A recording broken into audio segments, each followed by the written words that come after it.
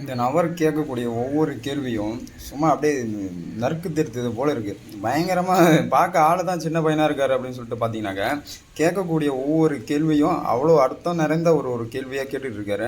என்னமோ சொல்லுவாங்களே, கடுகு சிறுத்தாலும் சிறுத்தாலும் காரம் குறையாது அப்படிம்பாங்க இல்லையா?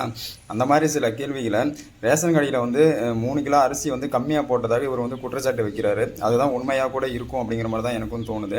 தயவு செஞ்சு அவர் பேசக்கூடிய வார்த்தைகளை கொஞ்சம் நேரம் கேளுங்க. 5 கிலோ எனக்கு போட்டியா? அதுதான் என் கேள்வி. ஃபர்ஸ்ட் 15 கிலோ எனக்கு போட்டேன், நான் இல்லவே சொல்ல. 5 கிலோ போட்டியா? போட்டாதான் 20 கிலோ காமிக்கும். இதுல போட்டதான் 20 கிலோ காமிக்கும். தனியா இந்த மூட்டில இந்த பேக் எடுத்து எதுக்கு மூட்டியா கூட போட்டேன்? 20 கிலோ போட்டல, நீ எதுக்கு தனியா இந்த மூட்டில இந்த அரிசி எடுத்து உன் மூட்டில போட்டேன்? நான் தான் வீடியோ எடுத்தேன். நான் என்ன சொன்னேன், அரிசி நான் தலையா இருக்குது, தலையா இருந்து மூட்டில் தானே இருக்குது. நான் அப்படியே வச்சு என் மூட்டியோட 17 கட்டி நீ மூட்டையை ஒன்னா பண்ணி எதுக்கு? நான் உன்னை கேட்கலையா?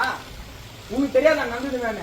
உன் பாரிக்க வராம போயிடும். உன் பாரிக்கு தெரியாத வேலைக்கு போறவங்க இங்க வரவங்க முகேஷ் அம்பானி அவங்க பேரணும், இல்ல டாடா பிர்லா அவங்க பொண்ணும் பண்ணுமா நிக்கிறாங்க.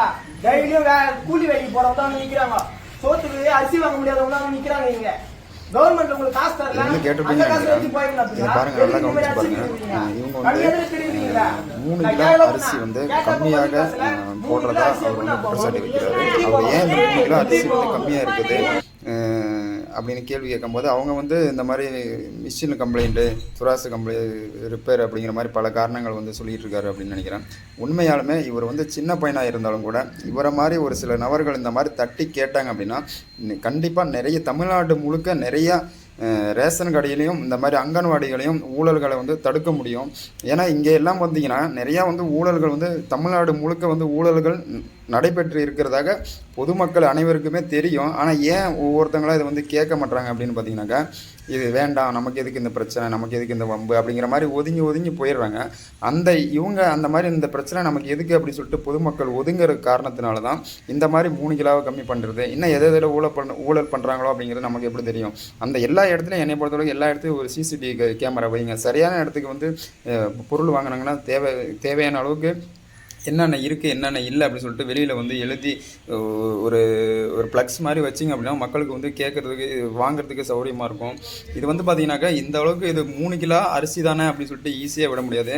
ஒவ்வொரு குடும்பத்தில் வந்து வறுமை நிலையில் இருக்கவங்களுக்கு இது ரொம்ப ஒரு மிகப்பெரிய ஒரு அந்த 3 கிலோ அரிசி கிடைச்சதுன்னா அவங்களுக்கு வந்து ஒரு கிட்டத்தட்ட ஒரு 3-4 நாள் கூட அவங்களால சமைச்சு சாப்பிட முடியும், வறுமை நிலைக்கு கீழே இருக்கிறவங்கள சொல்கிறேன்.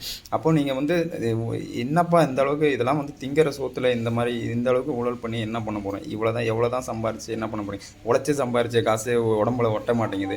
அது பத்தாததுக்கு இந்த மாதிரி ஊழல் பண்ணி சம்பாரித்து நீங்கள் கோடியாக சேர்த்து லட்சமாக சேர்த்து என்ன பண்ண போகிறீங்க?